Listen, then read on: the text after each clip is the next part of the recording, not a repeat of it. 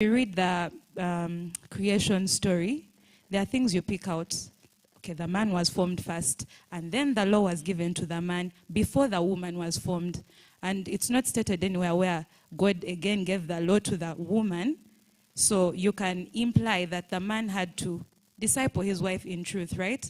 And even when the snake tempted and whatnot, God put it on the man, eh?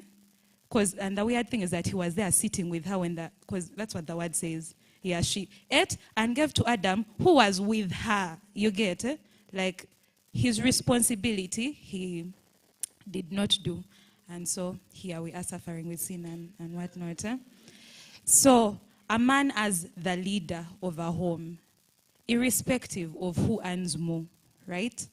A man as a provider, yes.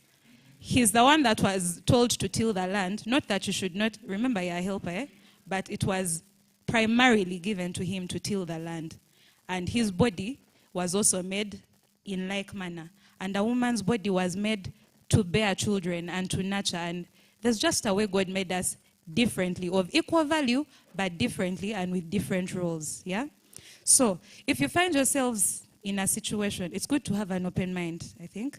In a situation where money is tight and it's tight, there is no way the man is going to sit and be like, but you're the one with the paying job, you know? Fine, I have a paying job, maybe my money has delayed. You have to think as the leader, right? The onus is on you to provide for your family. And then if we get home and the home is in a mess, I'm not going to be like, this guy should get serious and can't you see that? The onus is on me because I have come to learn from living with him. 2 years, there are a few years, but God really made us differently. Even if he helps, and he really helps, he's very hands-on. God bless you. He's very hands-on. But at the back of my mind, I know that this is primarily mine, right? And it's not that I say, you must, but I really appreciate it when you help, right? Yeah. I don't know if that answers the question. Yeah, sure. Okay, so let me go to Isaac and Gab lastly. Okay, Gab can come first. But please write down some questions if you have. We're going to go into the QA session, and that will be the last session. So if you have some questions, keep noting them down. If you don't fear using the mic, you can also use the mic to speak out and share your question. Yeah, so let's have Gab and Isaac lastly, and we shall come to your questions. I agree with what has been said, and so I probably will not give a long answer on this one. Roles and responsibilities. As cultures evolve, as the world seems to develop, the lines become blurry. But an anchoring on the Word of God that does not change is very important. Now, all these things happen in a context. And therefore, wisdom, should be applied. I am, by the grace of God, an executive director. It does not matter who does what at my workplace. There are things that I am responsible for, and it does not matter who does them. If it goes wrong, I will be held to account. It does not matter who did it, because I am the one responsible for it. In a Christian family, there is a determined order. And you will be responsible for that thing. And part of your responsibility can be to delegate it to somebody else. You lead your family as a man. Leading the family does not mean that you do everything as the man, but you are the leader. You give spiritual leadership in the home. And it doesn't matter that your wife is a better prayer warrior. It doesn't matter that your wife earns more. You provide the leadership. And this leadership is not jostled for. You do not fight for it. No. This leadership has been bestowed upon you. Right?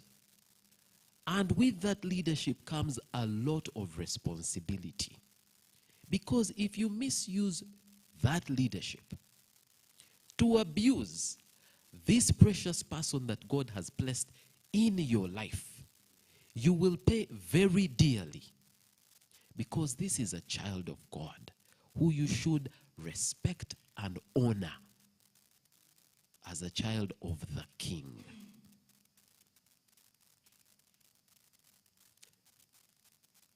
So,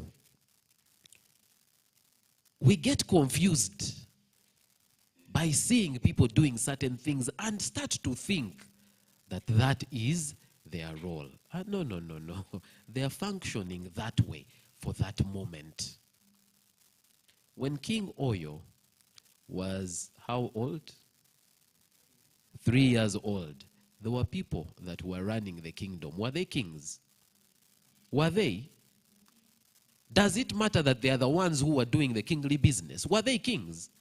It didn't matter what they did and how they did it. The king was Oyo.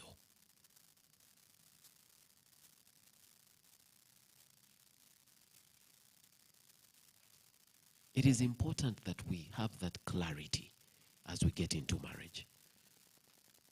This is clarity I did not have getting into marriage. I believed that I had to provide, that I am the one who had to bring the money home. And God had to teach me. By the time we got married, no, I had a job. I was doing work. I wasn't getting paid.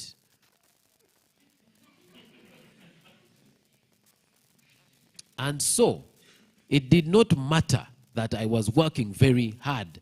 At the end of the month, only one of us had a paycheck.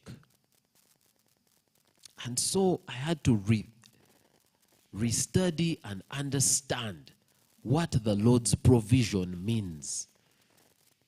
And so right now, there are no fights over provision. Because it is clear in our family that the Lord is the provider. That the Lord is going to bless the Iguma household. And he is going to choose through whom to provide at whatever point. And there have been times where he has predominantly provided through my wife.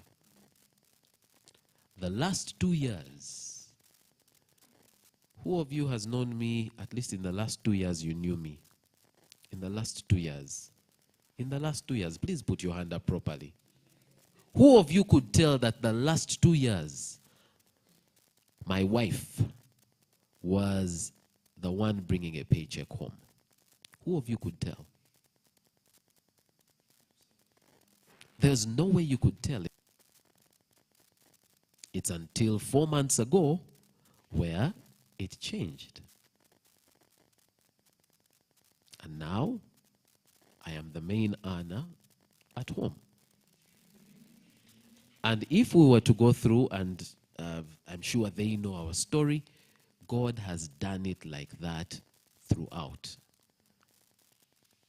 Why? Because we got to understand the principle.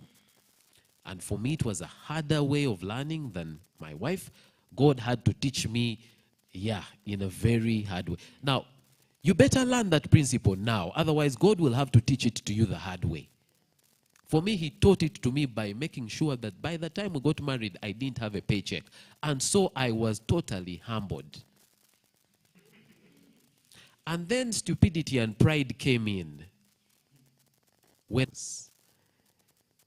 then they told me, finally we have got money, we are going to pay you. They paid me exactly 600,000 shillings. This was half what my wife was earning. This is what pride mixed with stupidity can do. I got the ATM and I gave it to her and told her, now I got this. I got this. Yeah, with Micah 600. I was like, now I got this. You can use your money the way you want. I'll take care of the family. And my wife gave the card back to me and said, is providing for our family. Between you and I, you are the better manager of money. You will continue to manage our money. She gave me the card. How much did I have? How much did we have together? Who of us alone has 2.4? None. So in my pride, I have 1.2. If she had decided to be proud, she'd also have 1.2. None of us has 2.4 million. However, if we put it together, we have 2.4 million. Because of time, I will stop here. But progressively, and quite systematically,